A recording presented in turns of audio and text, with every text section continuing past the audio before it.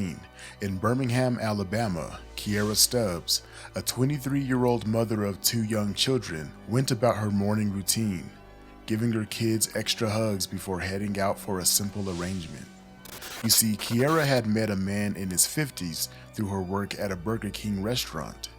The man, whom she knew only by his first name, was a regular and had proposed in exchange. Kiera would help braid his children's hair, and in return, he would help fix the brakes on her car.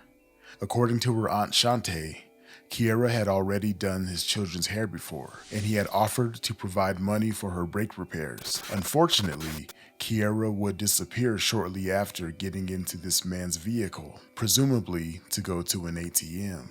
Poor Kiera had no way of knowing that this ordinary Thursday would mark the beginning of a mystery that would span more than a decade. Hello strangers, welcome back to the Strange Bar and Grill. I'm your host, JP. Today we have another missing persons case. This is the bizarre disappearance of Kiera Stubbs.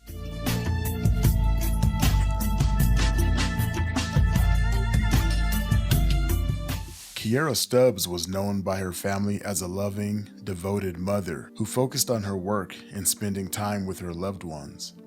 She had recently celebrated her 23rd birthday on April 15th, just 9 days before her disappearance. Kiera had two children, ages 1 and 4 at the time of her disappearance. She was hardworking and would do anything for her babies. Kiera was a beautiful young woman with her whole life ahead of her. In April, she would start to have car problems, her brakes more specifically. Like most of us, car problems always come at the most inconvenient times, usually right after you just paid your bills or right when rent is due. And that's when your car wants to start acting up and start squeaking and beatboxing all down the damn street. You get a little extra money that month and your car will eat that up too. While working at Burger King, she would develop a friendly relationship with one of her regular customers. In the past, she had braided his children's hair to make a few extra bucks on the side. Kiera would confide in this 50-year-old man about her car problems. He agreed to help her out in exchange for doing his children's hair. Sadly, that's where things went wrong.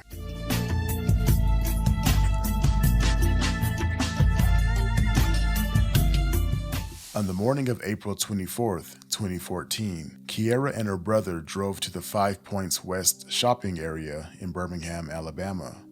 They arrived at a Boost Mobile store on the 700 block of 3rd Avenue West.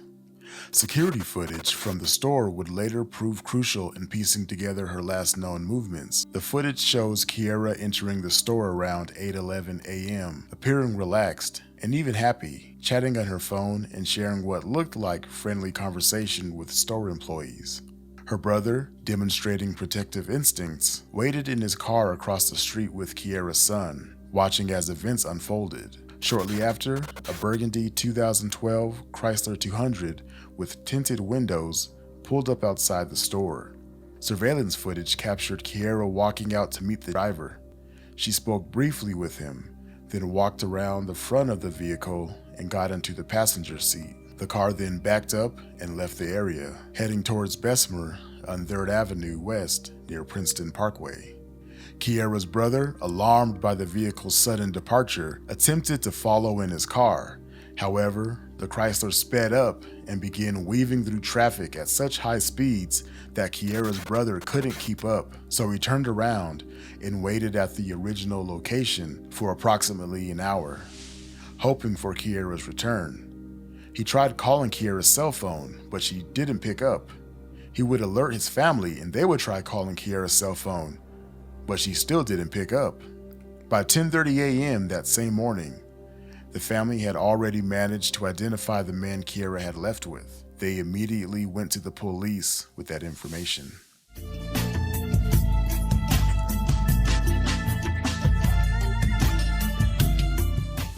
The Birmingham Police Department's involvement began within hours of Kiera's disappearance. Detective Rodney Rogers, who would later reveal that this was his first missing persons case, took the lead. The investigation's early stages moved quickly. By late afternoon on April 24th, With the help of the family, investigators had located and interviewed the man last seen with Kiera. He provided a statement claiming he had dropped her off in the same area where he had picked her up. However, this account could not be verified through available surveillance footage or witness statements. Police designated him as a person of interest, though his name was never publicly released. I went out and found his name. This man's name is Lawrence Dudley. He's currently locked up for aggravated assault, attempted murder. The investigation team pursued several immediate avenues. They reviewed security footage from multiple businesses in the Five Points West area. They could see Kiera leave in the Chrysler, but there was never any video evidence of her returning. They conducted interviews with employees of the Boost Mobile store and neighboring businesses. They attempted to track Kiera's cell phone activity, but her phone was cut off almost immediately after entering the vehicle with the mysterious man.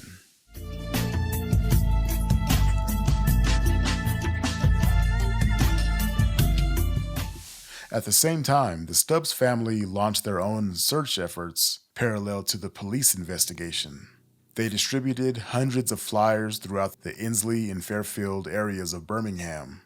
Family members, particularly Kiera's grandmother Ora Stubbs and her aunt Shantae Stubbs, became vocal advocates for the investigation, regularly speaking with media outlets to maintain public awareness. Kiera's family pleaded with detectives to search a house on the 4600 block of Terrace South in Inslee, the previous residence of Kiera.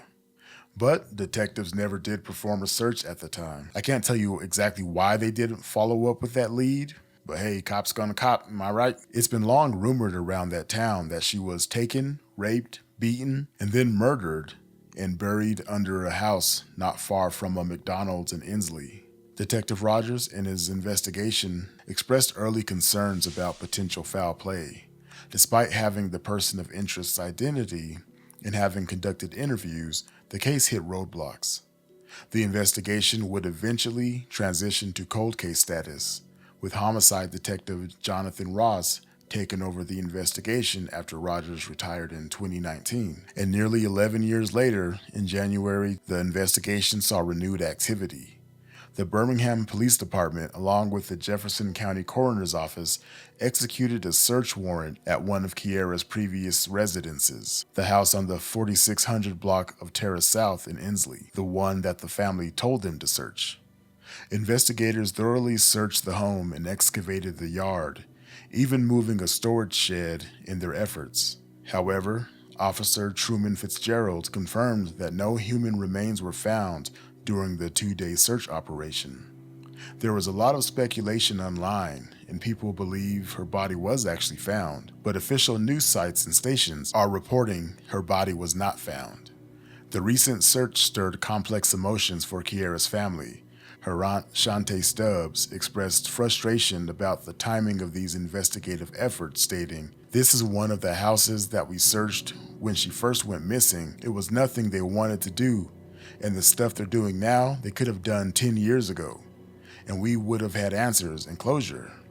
Kiera's grandmother, Ora Stubbs, voiced similar sentiments in 2022, saying, "For us to go through this hell for 8 years and no justice, you know the justice system has failed us. I just want to understand why we can't get justice for Kiera. Kiera needs justice. We need justice. Her children need justice." Unfortunately, that's all the information I have about this sad, mysterious case. But with that, let's examine what we do know and get into some theories.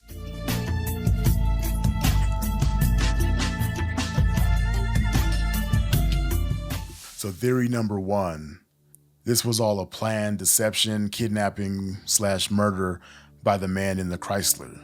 So the first theory, and I think this is the most likely theory, centers on the possibility that the arrangement to meet was premeditated with harmful intent. Several factors support this. The location choice appears strategic. While meeting at a cell phone store might seem safe due to its public nature, the quick departure and high-speed evasion of Kiera's brother suggests possible premeditation. The presence of heavily tinted windows on the vehicle could have concealed additional occupants as well, adding another layer of concern to this theory. The offer to help with car repairs, despite the proximity of an auto parts store that wasn't utilized, might have been a pretense to establish trust. The fact that the individual was known to Kiera through her workplace could have been used to create a false sense of security. Like I said earlier, there were rumors going around about her being murdered and buried under a house close to a McDonald's in Inslee. Sometimes rumors are just that, total BS, but sometimes they aren't. Sometimes the rumors are correct. Police should have followed up on these rumors a decade ago. Who knows, they could have potentially found something and solved this case. You just never know. Theory number 2. Now, this is highly unlikely, but we have to talk about it. Is there a possibility that Kiera ran away from home to start a new life? I don't think so. So there's not really much to this theory because a mother abandoning her family while her brother and son are actually looking directly at her just seems highly unlikely. There's nothing to suggest that she was unhappy with her life and that she would have run away. There were no reports of any kind of mental illness, and just all in all, she seemed like she was a happy young woman living life, raising her kids. She seemed to be very social with her family, very close with her family, so I don't see her just getting up and leaving in this way. This just seems like it'd be too convoluted. If you were gonna run away, you wouldn't have your brother drop you off at a store and meet some man, and then, that just doesn't seem very likely.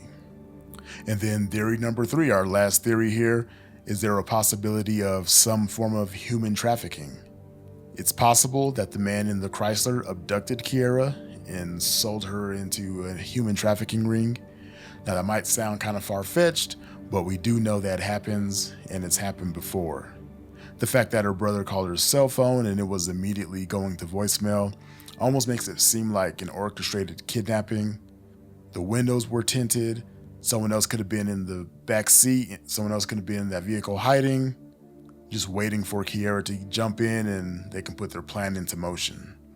But there's not really a lot of facts supporting this, and all these facts in this theory also support the first theory that there were some ill intentions of someone just trying to kidnap her and have their way with her and do Lord knows what. But what do you all think? Let me know in the comment section.